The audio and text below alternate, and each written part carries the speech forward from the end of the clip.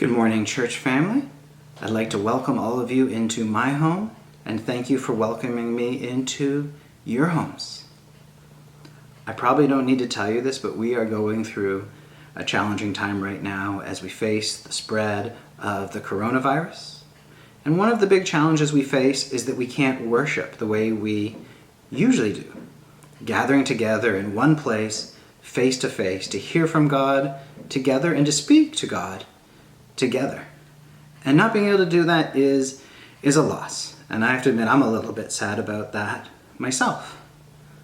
But even if we can't do things the way we normally do, that's no reason to give up on worship.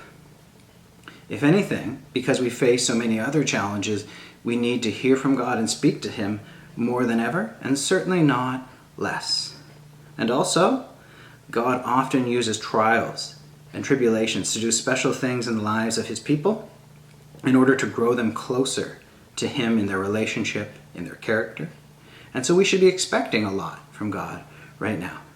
So instead of getting discouraged, let's be determined, let's be diligent, and let's use whatever means we have available to us in order to worship however we can, which is what we're doing today as we have a sermon through technology and unite our voices in prayer and praise, perhaps not in one room, but in one spirit from our various homes. Now, because there's so many things that are different this Sunday morning, let's take a bit of comfort in starting our sermon the way we always do, which is with the children's message. Now, I would like to say a special good morning to all of the children this morning. I am a little bit sad that I can't see you right now, but I'm very glad that you can see me, and I want you to know that I'm thinking about you and that I'm praying for all of you. Now, sometimes in life things can happen that make us scared, and maybe you're feeling a little bit scared today. When I was your age, when I would be afraid, I'd always think about my parents. I'd think about how much bigger and smarter and stronger they are than me. And I'd think about how much they loved me and cared about me. And then I would know that they could take care of me and they would take care of me and I'd feel better. Well, the good news for you this morning is that there's somebody even better than our parents that we can look to when we feel afraid. God is much bigger and smarter and stronger than our parents. God's actually stronger and smarter than all of the parents in the world put together. And God also loves you and cares about you even more than your parents do. God is more loving than all of the parents in the world put together. Wow, isn't God great? And isn't it wonderful that when we're afraid we can look at God and think about how great He is, how smart and powerful He is, and also think about how loving He is, how much He cares about us, and then we know that God can take care of us, and God is taking care of us, and then we feel a lot safer. Well, today is a little bit different, so the children don't have to go downstairs to Sunday school, they don't have to leave the room, but now we're going to have the adult message. Now, hopefully you've already read today's passage, Habakkuk 3, 17 through 19. And if you haven't, the beauty of video is you can pause and do so right now. Habakkuk's words here are probably fairly easy for us to connect with right now at this time in our lives. He describes something very similar to what we're going through or afraid of going through when he says, "Though the fig tree should not blossom, nor fruit be on the vines, the produce of the olive fail, and the fields yield no food, the flock be cut off from the fold, and there be no herd in the stalls," that can sound a lot like some of our grocery stores these days. And he also captures how a lot of us would probably like to feel right now. Habakkuk writes, "Yet I will rejoice in the Lord. I will take joy in the God of my salvation. God the Lord is my strength. He makes my feet like the deer's. He makes me tread on high places." I mean, who doesn't want to rejoice? Who doesn't want to be strong and feel strong, especially as we go through something like the coronavirus? But rejoicing and feeling strong, that's a lot easier said than done. So if you don't feel this way right now, don't despair. I don't feel joyful. I don't feel strong all the time. You're not alone in your feelings. And more importantly, you're not alone in life. What we see in the book of Habakkuk is that it's God who speaks to the prophet and guides him on his journey so that Habakkuk can come to this place of rejoicing and strength in the Lord. So let's look at Habakkuk's journey. Let's listen to what God speaks into his life so that we can learn something for our own lives. And as we do so, what we'll see, our big idea for today, is that God's care allows us to rejoice and be strong in troubling times. Let's begin to unpack our big idea and our passage by looking at Habakkuk's world.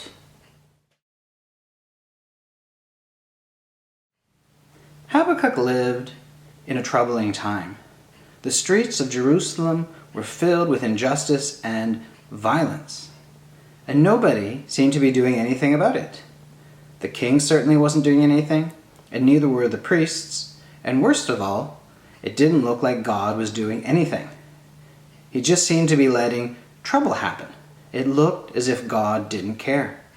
You see this coming out in Habakkuk's prayer in chapter 1, verses 2 through 3, where he says to God, "O Lord, how long shall I cry for help, and you will not hear?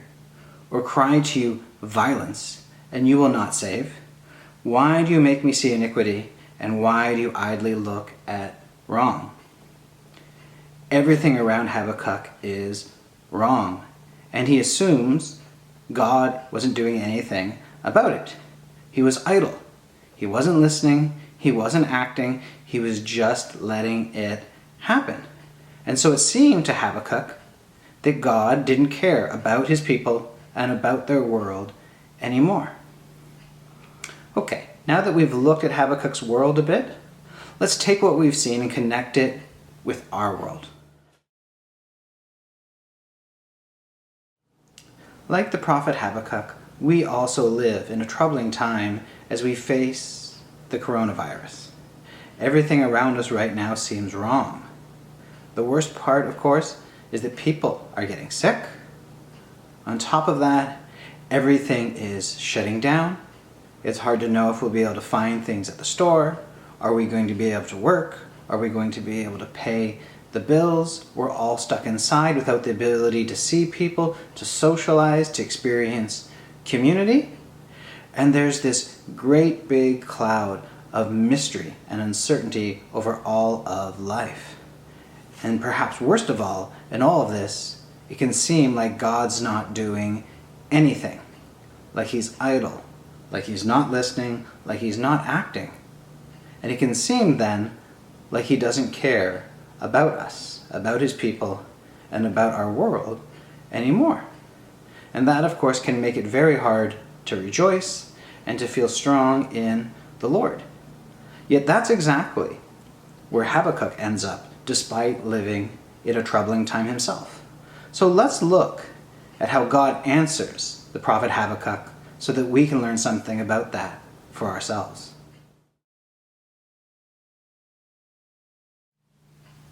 God actually tells Habakkuk a lot. To start off with, he tells him what's going on around him. He says, actually, even though you can't see it, I am working to bring about justice. God tells Habakkuk that he is sending the nation of Babylon to invade Judah. Judah is going to be disciplined, putting an end to their violence. Well, Habakkuk doesn't like this answer at all, not one bit, because Babylon isn't a very good country themselves. In fact, they're even worse than Judah. They need to be disciplined. They deserve to be disciplined even more than Judah does. And Habakkuk tells God all of this. It's amazing actually how open Habakkuk is with God and how receptive God is to that. And then God answers Habakkuk a second time, saying, well, don't worry. I'm going to discipline them too. I'm going to take care of it. I'm not going to just ignore injustice and let it go on unanswered forever and ever. And then God makes a very big promise to Habakkuk and to us. He says in Habakkuk 2, verse 14, "For the earth will be filled with the knowledge of the glory of the Lord as the waters cover the sea." Don't worry, God says to Habakkuk. I am working, and I will keep working until I completely fix this world by flooding it with my glory so that everybody knows me. Because when everybody knows God, there will be no more trouble on the earth. God explains a great deal to Habakkuk. But the most important thing God gives Habakkuk is not so much an answer or an explanation as an attitude. In the midst of everything else God says, he tells Habakkuk in chapter 2, verse 4, "The righteous shall live by faith." Now this amazing verse can and should be taken in two ways. First of all, it means all of those who trust me, who have faith in me, will live. When you believe in me, God says, you can be sure that you will be a part of the beautiful world that is coming, the beautiful world that is filled with my glory. That's the first meaning of "the righteous shall live by faith." But it also means that those who trust God can live their lives based on, can live their lives out of that trust and that faith. You don't have to worry, God says to Habakkuk, about what you see on the surface in Judah or Babylon or anywhere else, because you know that I care. You know I'm always working for good, for the good of my people, for the good of this world. You know I will keep working until this world is filled with my glory. And you can build your life on that knowledge. You can build your life on trusting me and what I'm doing even when you don't see it. And that's what gets Habakkuk to a place where he can rejoice, where he can feel strong in the Lord, even as he knows that Babylon is coming. Babylon is going to invade, and things in Judah are actually going to get a lot worse in many ways. Babylon is about to become an even harder place to live. Habakkuk can rejoice and be strong because he knows that God is actively working behind the scenes and always will be. He knows that God will keep working until the world is filled with his glory, until the world is fully set right. And so he knows that God still cares for his people, still cares for the earth. And Habakkuk can live in that knowledge, in trusting that. And so what we see is that what moves Habakkuk from doubt and worry and concern to worship and joy and strength is God's care, is God's love. God's care allows us to rejoice and be strong in troubling times. Okay, well, let's think about that idea in terms of us, in terms of our lives, in terms of our circumstances. Let's talk about God's answer to us. God doesn't tell us as much as he does the prophet Habakkuk. We don't have an exact explanation for why COVID-19 is happening right now. Is it judgment? Is it the beginning of revival? We just don't know. We haven't been told, and I think it would be irresponsible for me to speculate. We don't know in some ways as much as Habakkuk did, but we can still be sure of God's main points to Habakkuk. We know that God cares. We know he hasn't left us. We know that he's still working behind the scenes for our good, for the good of this world. We know that God will keep working until he fills the earth with the knowledge of his glory. And we know what a wonderful thing that will be. And actually, we can be even more certain of these things than the prophet Habakkuk was. Because while God hasn't given us as much information about our day and age as he has to the prophet Habakkuk, he does give us something. He does show us something that he didn't give to Habakkuk. Unlike Habakkuk, we know about Jesus. If there was ever proof about how committed God is to his people in this world, it's Jesus. God sent his Son to this earth to live, to die, to rise from the grave in our place, in the place of his people. And that's why we're righteous by faith, because of Christ. That's why we can be sure that we will be part of the glorious future that God is working towards, because of Jesus. And so, like Habakkuk, we're not limited to looking at what's going on the surface of this world, right? To watching news reports, to staring at empty shelves. We're able to look beyond and beneath these things to see the God who cares and who never stops working for his glory and for the good of his people, which always work together. God's glory is our highest good. And it's seeing this, seeing God, which will get us through these troubling times. It's seeing God, which will allow us to rejoice and be strong. Because when we look to Jesus, we know that God cares, that he always cares.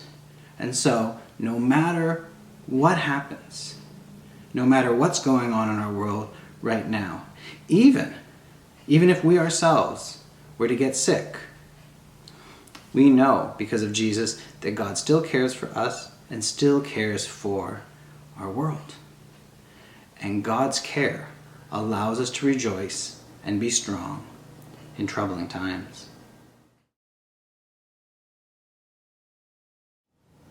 As we close, let's read our passage again. If your Bible is still open to it, you can follow along with me, or you can even pause and open it again. And as we read, let's say these verses as a prayer. Let's make them our prayer. Because even if we don't feel this way yet, even if we still have some processing to do before we get to where Habakkuk was, we are trusting God to lead us into this type of trust. Let's read Habakkuk 3:17 through 19. Though the fig tree should not blossom, nor fruit be on the vines, the produce of the olive fail, and the fields yield no food, the flock be cut off from the fold, and there be no herd in the stalls, yet I will rejoice in the Lord. I will take joy in the God of my salvation. God the Lord is my strength. He makes my feet like the deer's. He makes me tread on high places. Amen. I'll see you again next week, church family.